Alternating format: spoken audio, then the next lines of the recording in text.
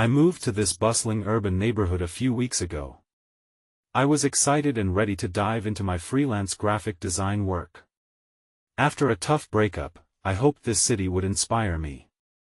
But things got weird, and now I can't shake what happened. One night, I returned from a late cafe session. I felt good, but then I saw a notification on my phone. An unknown Apple AirTag was nearby. I thought it was a mistake, but a chill ran down my spine. I'd heard unsettling stories about those devices. That excitement I had quickly turned to unease. At first, my days went on as usual. I visited my favorite spots, mingling with other creatives. But soon, the notifications began to stack up. Each ping sent a jolt of anxiety through me.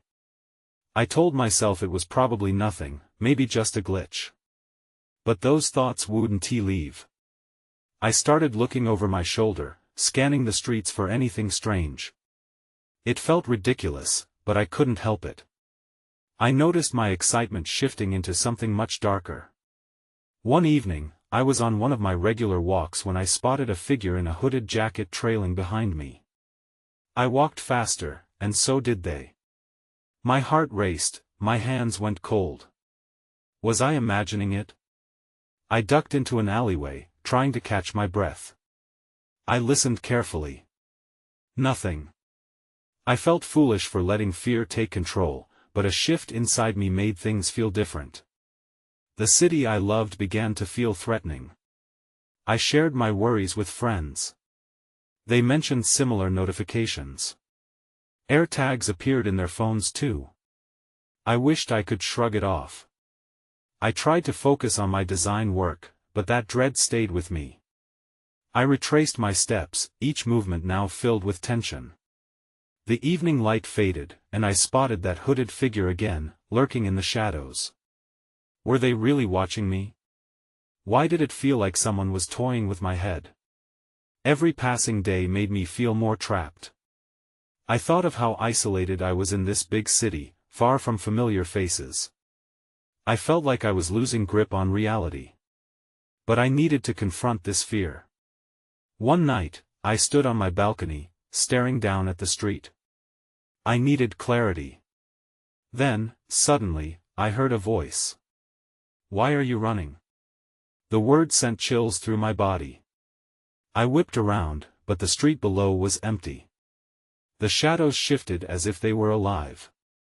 I was alone. I could still feel the weight of those words. Was someone out there? Watching me? What were they waiting for? I didn't know what to think anymore. The excitement had turned into paranoia. And the lingering question remained, who or what was truly following me? The next day, I decided to take action. I needed to figure out what was going on. The thrill I had felt when I first moved here was gone, replaced by a suffocating fear. I grabbed my camera and headed out to take photos of the city, something to occupy my mind. I hoped that somehow, capturing its essence might help me reclaim some sense of normalcy. As I wandered through the streets, I couldn't shake the feeling that I was being watched. I shot random scenes, smiling faces, vibrant street art. But every sound made me jump. A bus rumbling by, laughter from a nearby cafe. It felt like a warning rather than the pulse of urban life. When I reached a small park, I noticed a man sitting alone on a bench. He had a hood up, and for a moment, I felt my breath catch. Was this the same figure? I tensed, ready to bolt. But then he turned and met my gaze, and I realized he looked just as lost as I felt. I glanced away, hoping he wouldn't think I was staring.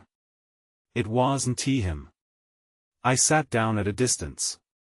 I wanted to calm down, but my heart raced uncomfortably. I took a sip of my water, then noticed my phone. Another notification. Another AirTag nearby. Why did this keep happening? I stood up, taking a step back instinctively, like an animal caught in a trap. The most ridiculous thoughts raced through my mind. What if someone was tracking me? What if I was their next target? I decided to head home. I forced myself to keep my head up, but every footstep felt heavier. The man was still in my peripheral vision. He hadn't moved. Had he watched me the whole time? I quickened my pace. When I reached my building, I turned to see if he had followed me. He was gone.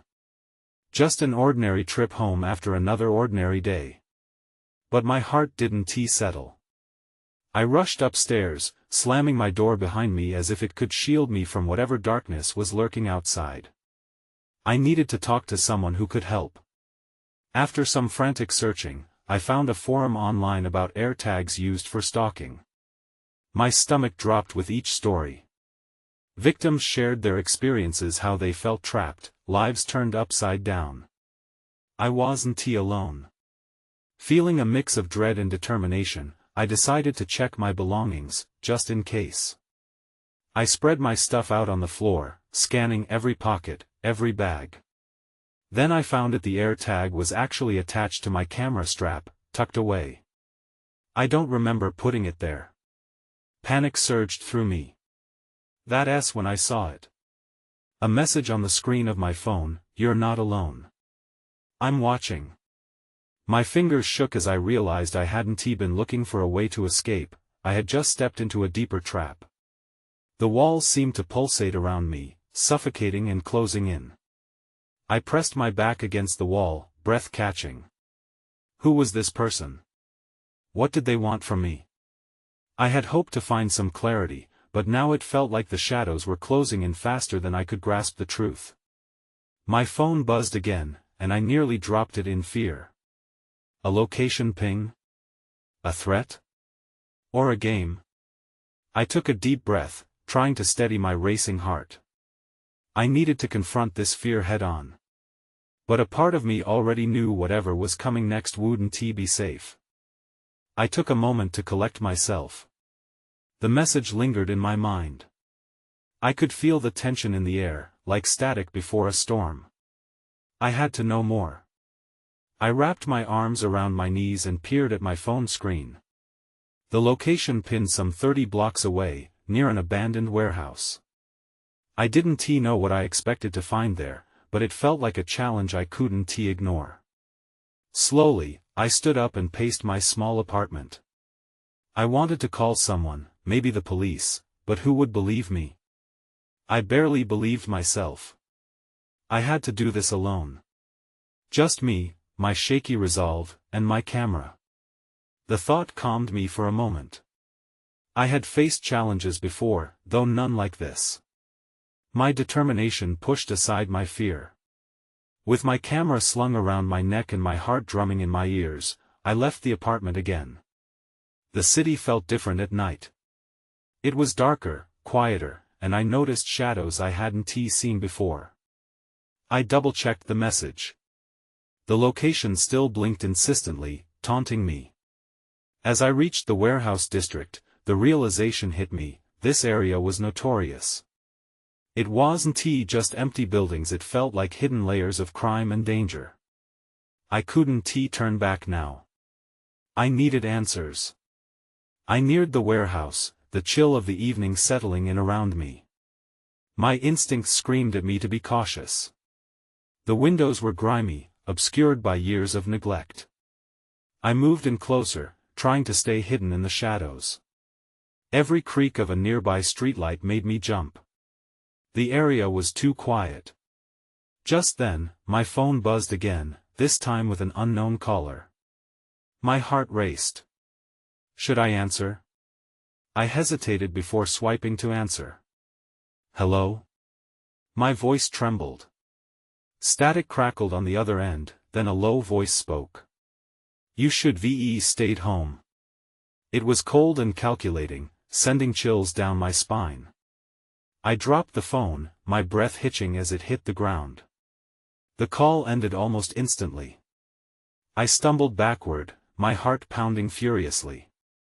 Someone was watching me, a real threat, not just an AirTag. Glancing around, I felt exposed standing under the flickering light. I turned and ran, instincts overriding logic. I couldn't be out in the open, not anymore.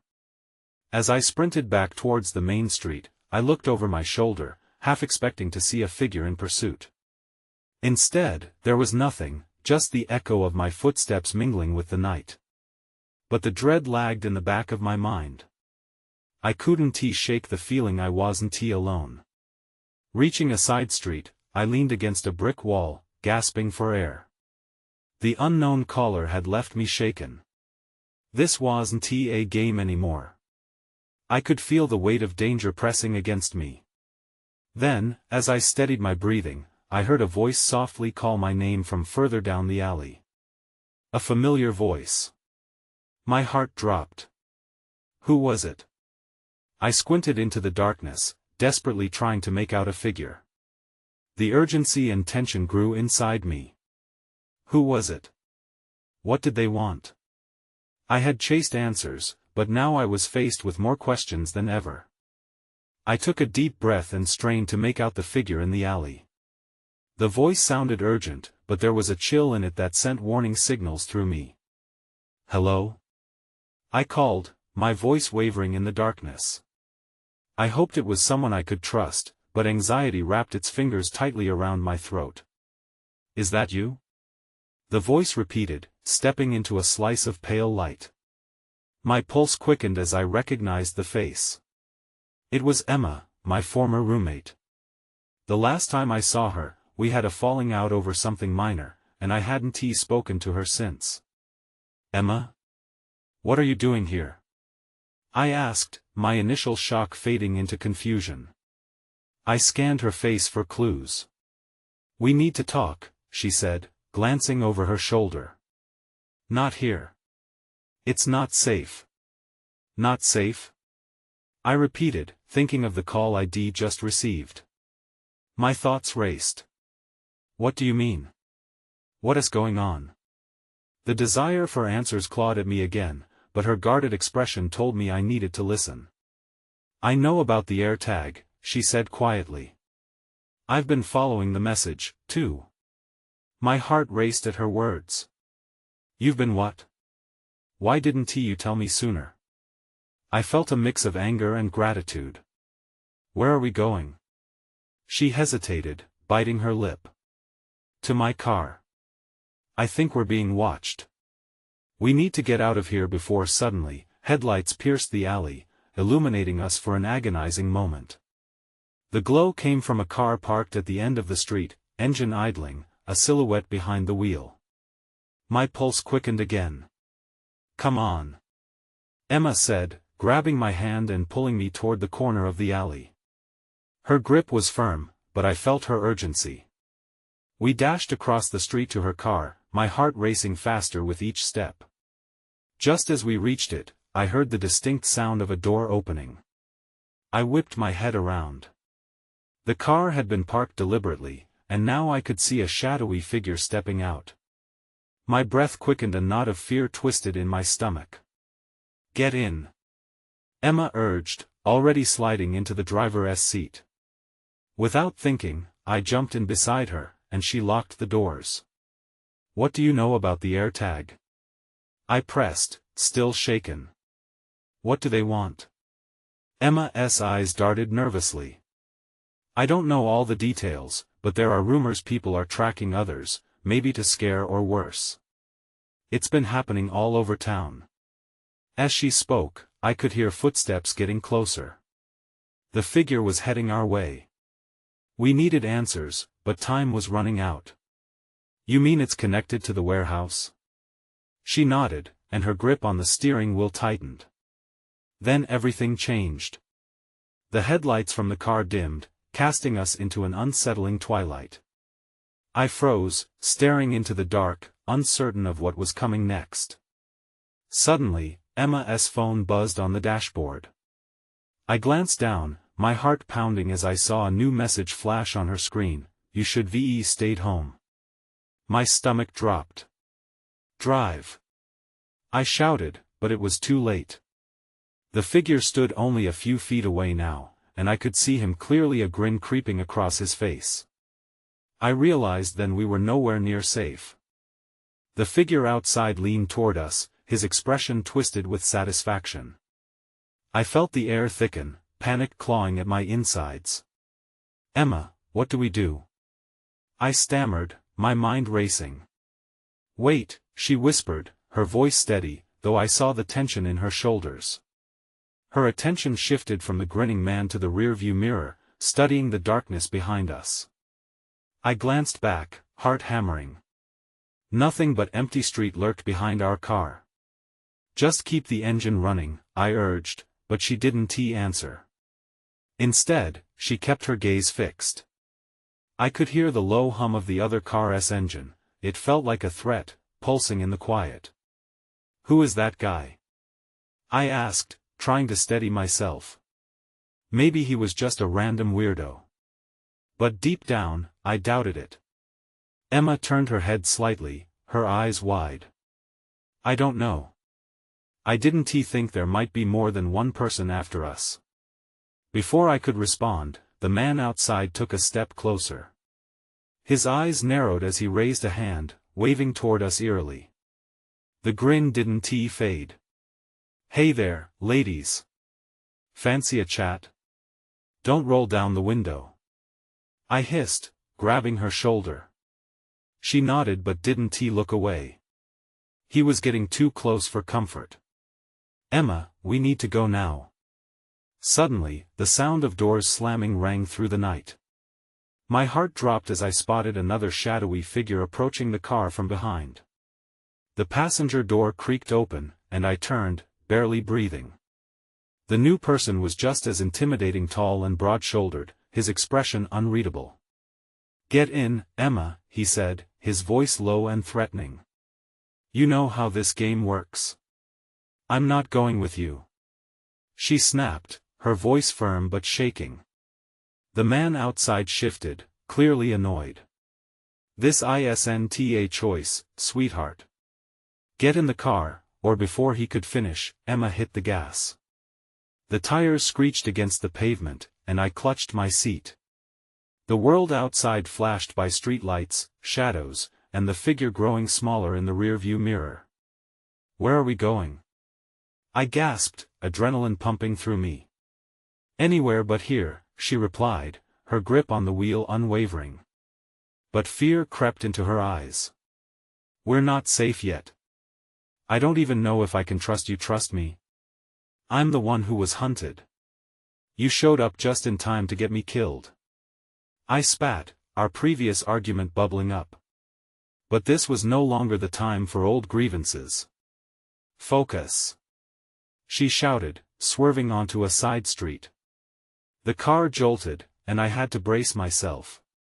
"We need to figure out who's after us and why they want the AirTag. Do you have a plan?" I asked, desperate for solid ground as everything felt so unstable. "Yes. We need to go to the old factory. It's a safe place. We can talk there." I didn't have time to question how she knew this. The sound of tires squealing echoed from behind us, and glancing in the mirror, I saw headlights closing in. "Emma, they're right behind us." The pressure mounted in my chest. "What if we don't make it?" As I spoke, her phone lit up again. A new message arrived: "You should never run." I froze. That chilling warning sent a fresh wave of ice through me. It was happening again. The stalkers weren't only behind us, they were watching us closely, ready to pounce. "We need to lose them," she said, her determination returning. "Hold on." Just when I thought we had a chance, I spotted flashing lights in the distance. My stomach sank. "Emma, are those police?" she exclaimed, but the relief was short-lived. I realized we might just be running straight into more danger. Heart pounding, I realized we were caught in a web much bigger than we'd anticipated. And the true game was just beginning. The factory loomed ahead, a dark, rusting giant against the night sky. I couldn't see any lights inside, but Emma's grip on the steering wheel tightened. "We're almost there," she said, an edge of urgency in her voice. "Are you sure this is safe?" I asked, remembering the men who had chased us. Every instinct screamed at me to run in the opposite direction. But as we zipped past the entrance, I spotted the reflection of headlights closing in. "They're still behind us," I cried, my heart racing again. "I know. Just a little further." Emma's voice shook, though she pressed the accelerator. We swerved around the corner of the factory, tires screeching against gravel. Then, out of nowhere, a loud thud made us jump. I spun around, eyes wide in horror. The same shadowy figure from before stood in the path, his face illuminated by the headlights. He was blocking any escape. "Emma, we have to back up," I shouted, panic clawing at my throat. But instead of reversing, she slammed on the brakes, narrowly avoiding hitting him. The tires screeched in protest as we skidded to a stop. "Get out, Emma!" the figure yelled, his voice booming, laced with authority. "No." She shook her head, eyes darting cruelly between the rear and the advancing figure. But we were trapped.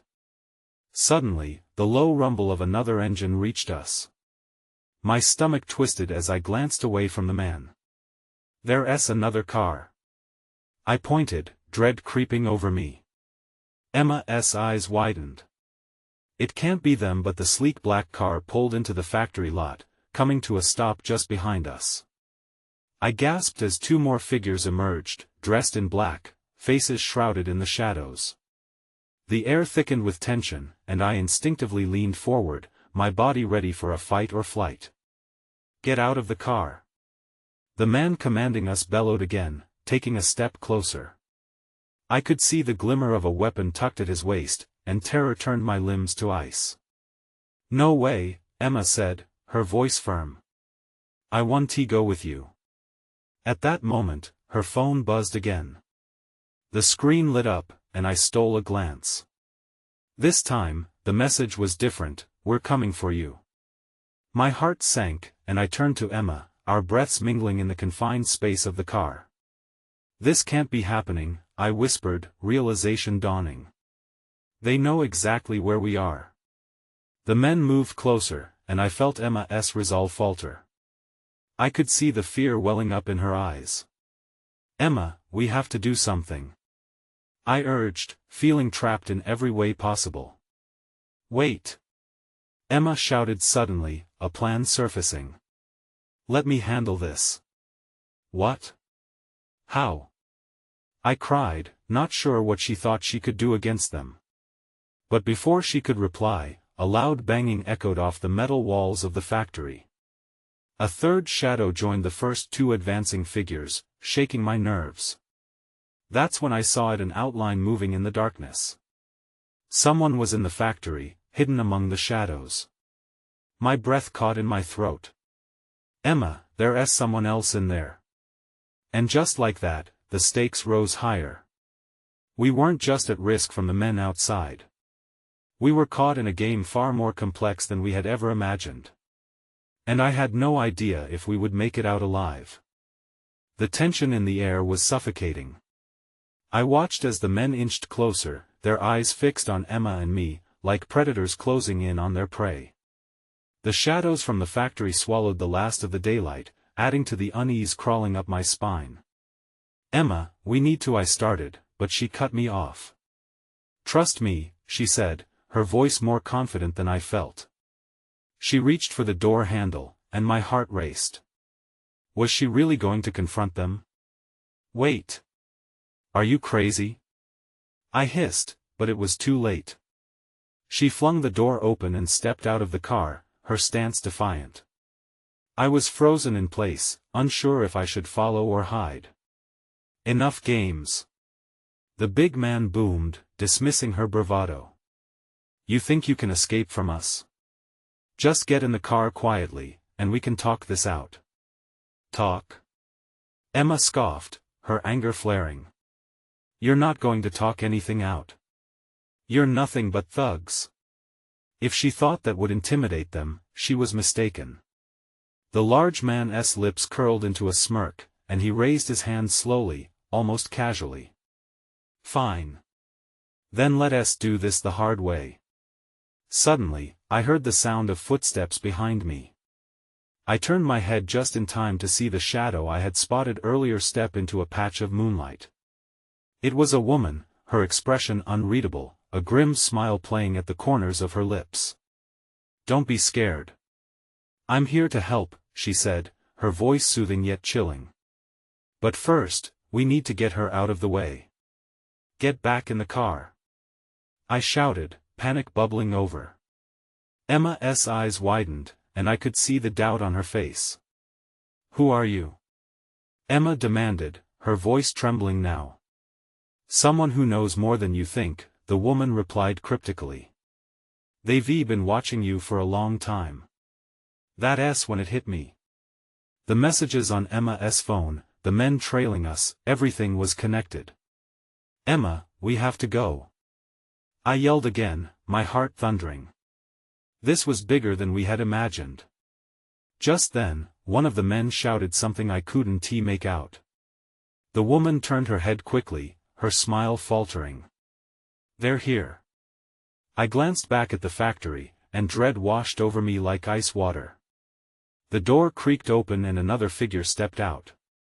This one was different, tall and menacing, with an aura of authority that chilled me. "We don't have time," the woman urged, urgency glinting in her eyes. "Follow me."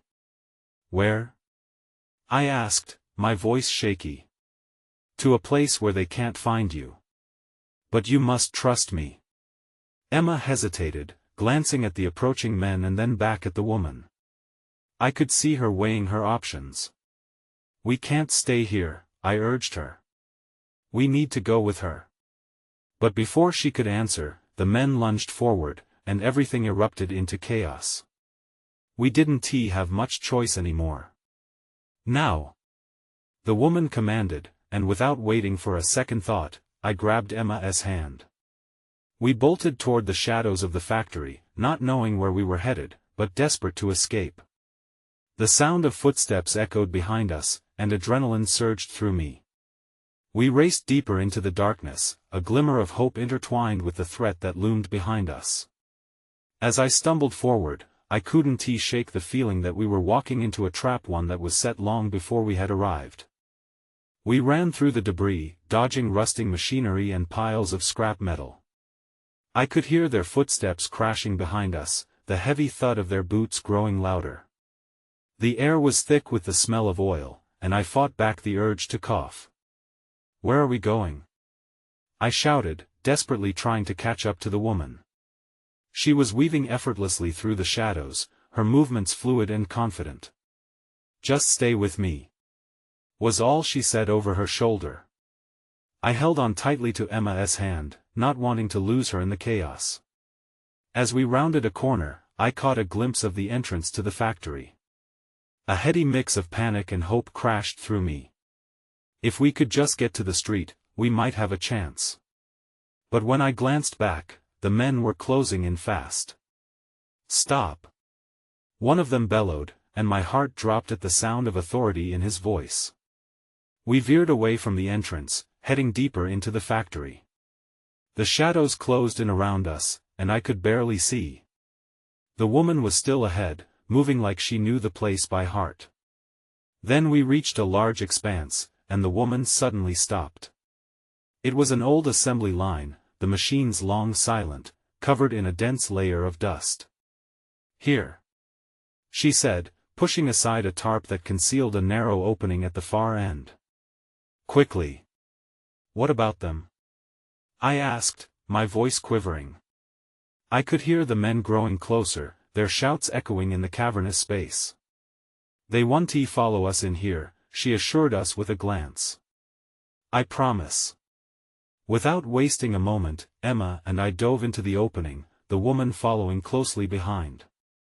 We squeezed through the tight space, my heart racing as I could hear the sound of boots thudding against the concrete. Once inside, I turned to catch my breath. The air in here was stale, thick with disuse. I could barely see anything, just the faint outline of the woman beside us. "What now?" I panted. "Now we wait. They can't find us in the dark," she replied, her voice low yet steady. But I felt uneasy. An echo of doubt crept in. Are you sure? What if they find us in here? Trust me, she said, her eyes reflecting whatever little light split through the cracks. They know this place, but they don't know what's hidden. Suddenly, we heard voices approaching. Where did they go? One man muttered. They can't just disappear. I held my breath, terrified they would find us. That woman is dangerous. Another voice hissed, and my stomach dropped. She can't protect them forever, the big man growled. A shiver ran down my spine as realization struck me. They weren't just after Emma, they were looking for answers, and we had stumbled right into the middle of something much bigger. When the footsteps faded, the woman turned to us. We have to move again. They'll be searching soon, and time is running out. Running out for what? I asked. Just then, the sound of a phone vibrating jolted us. Emma quickly pulled her phone from her pocket, and I noticed something strange on her screen. That's when I saw it, she whispered, her face drained of color. The AirTag. It's still connected. My heart sank as I realized the implications. We weren't just being followed by those men, someone else was tracking us too. Let us go. I urged, fear curling in my gut. The truth was getting closer and closer, and with each heartbeat, I felt the weight of it closing in. We crawled through the narrow space until we emerged in a dusty room lit by a flickering overhead bulb. The air felt heavier here, carrying an unsettling silence. I turned to the woman, desperate for answers. Who are you?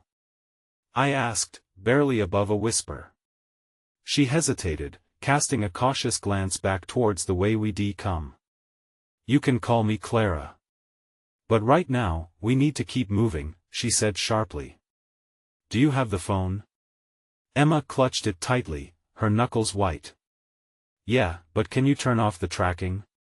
Clara interrupted, urgency etched in her expression. I watched Emma's thumb hover over the screen, doubt shadowing her face.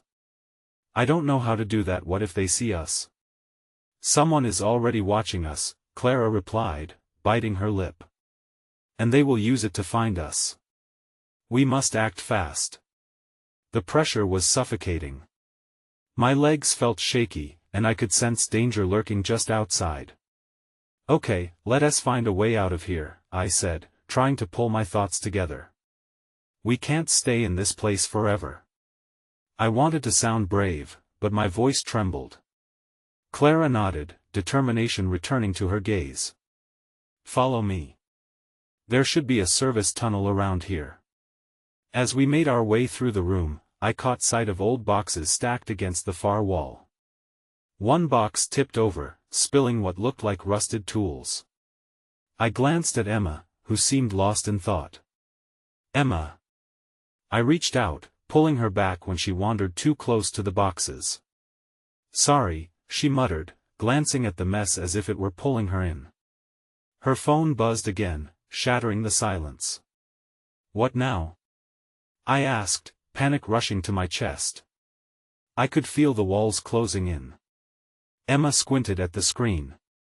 It's a notification. Someone has tried to access the location multiple times.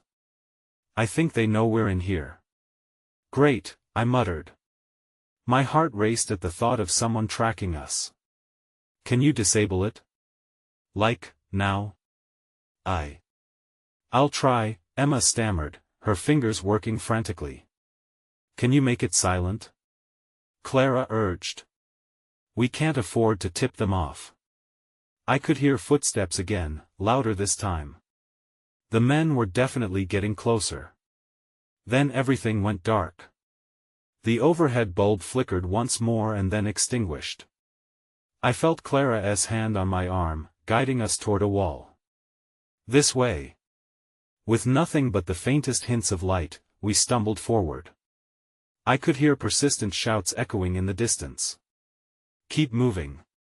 Clara excitedly whispered, panic settling in her voice for the first time. We're almost at the tunnel. My mind was racing. Was this really the answer we sought? Would we be safe on the other side? New questions churned in my head. Suddenly, Emma dropped her phone. In the darkness, the screen lit up briefly before dying again. My stomach dropped as I knelt to retrieve it and caught a glimpse of something out of the corner of my eye. "Guys, we're not alone," I whispered. Heavy breathing echoed behind us, too close for comfort. I could sense a presence lurking in the shadows, watching us. There was no time left to question the deeper truths behind Emma's tracking device. It was now or never. "Run!" Clara shouted, urgency piercing the air. But as I turned, the entrance we had just passed through collapsed, sealing our escape. The dust settled slowly, and I felt my heart pound in an uncertain rhythm. Panic surged through me, my thoughts racing as the wall loomed high. We were trapped, caught in a web of danger with shadows closing in around us. My mind went back to the messages, the threats, and the chilling realization that we were being hunted. "Clara!" I cried, but she remained focused, her hands splayed against the concrete wall in desperation. "There has to be another way out." I glanced at Emma, who stood frozen beside me, her eyes wide with fear. I could feel the terror radiating from her as we listened to the footsteps echoing ever closer. The tension in the air felt suffocating. "What do we do?" I whispered, my voice trembling. "The tunnel," Clara said, her voice urgent. "We have to find it. Follow me." She stepped back, searching for a way to break through the shadows that now seemed alive, and we followed, breaths coming fast. We stumbled through the darkness, the echoes of the footsteps growing louder, merging with my racing heart. Every breath I took felt like a countdown. Just then, Clara's fingers brushed against something cool and metallic. "Here!" she yelled, nudging an old, half-open grate. "Help me!" Emma and I rushed over to her side. Together we pried it open, the squeak of rusty hinges sending an unsettling shiver down my spine. Clara gestured for us to enter. "Go! Now!" We crawled into the opening. My body screamed for a moment of calm, but there was no time. Inside was a narrow tunnel, dimly lit by the faint glow of a distant exit, but it felt more like a coffin than a rescue. Just as we reached the far end, I heard a loud crash. The men behind us had found our trail. The tunnel rumbled as the vibrations of their footsteps sent waves of dread through me. "We can't stop," I urged, pushing forward. Clara reached for my hand to help steady me. "We're almost there. Just a little further." My limbs felt heavy with anxiety. As we crawled through the tunnel, faint light broke through the darkness ahead. I could already taste freedom. But a blast of cold air met us when we finally emerged, and I realized we were in an alleyway. We tumbled out into the open, gasping for fresh air, but a noise from behind us made my stomach drop. The entrance to the tunnel we had escaped from began to block out light again as heavy footsteps echoed back there. "Go!" Clara shouted, sprinting ahead. Emma and I scrambled to keep up, fear propelling us forward. My heart raced as reality settled. Had we truly escaped, or was it just a momentary reprieve? We dashed down the alley, the shadows wrapping around us like tendrils of uncertainty. I could hear the muffled sounds behind us. The men were still searching, still hunting. "We need to find help," I gasped. Clara's eyes narrowed in determination. "There's a diner nearby. We can hide there and figure out what to do next." As we ran, I felt a strange sense of relief wash over me, mingled with fear. Would we finally be safe? "Do you think they'll follow us in?" Emma questioned, her breathless words hanging heavy in the air. "Only if they know where to look," Clara replied grimly, pushing forward. I knew there were no guarantees, but turning back was simply not an option. Once inside the diner, we slipped into a booth in the back, my pulse still racing. I studied Clara's face intently. "What now?" I asked, trying to mask the tremor in my voice. Now we figure out who the people tracking us are. Clara's eyes were steely, but there was an edge of something deeper, an acknowledgement of the danger that still loomed, like a storm gathering just beyond the horizon. I turned to Emma, her hands shaking as she fought to steady her breathing. The glow of her phone lit up. "I have to turn off the AirTag," she murmured, her fingers hesitating above the screen. "But, what if they're still out there?" "We need to disable it, Emma. We can't stay on their radar," Clara urged. As Emma grappled with the decision, my anxiety spiked again, sharp and electric. I couldn't shake the feeling that the threads of this chaos were still unraveling, and the answers we sought were tangled in a bigger picture than we could ever grasp. Moments stretched, uncertainty thickening the air. As Emma finally pressed a button and the notification disappeared, we fell into silence, our hearts echoing in the void left by the vanished threat. But as the three of us slouched against the booth, catching our breaths, I felt a chilling awareness creep back. What if the threat was never meant to be just physical? What if they knew we were here, even in this moment? What if the real danger was still lurking in the shadows beyond that diner booth? I looked to Clara and Emma, both now cloaked in anxiety and unknowing maybe we had escaped this time, but the monster behind us felt far from being vanquished. I still thought about it sometimes. What were those men truly after? Who was watching? And what had we stumbled into? As Clara glanced toward the window, the words that lingered in my mind echoed back: the hunt was not over.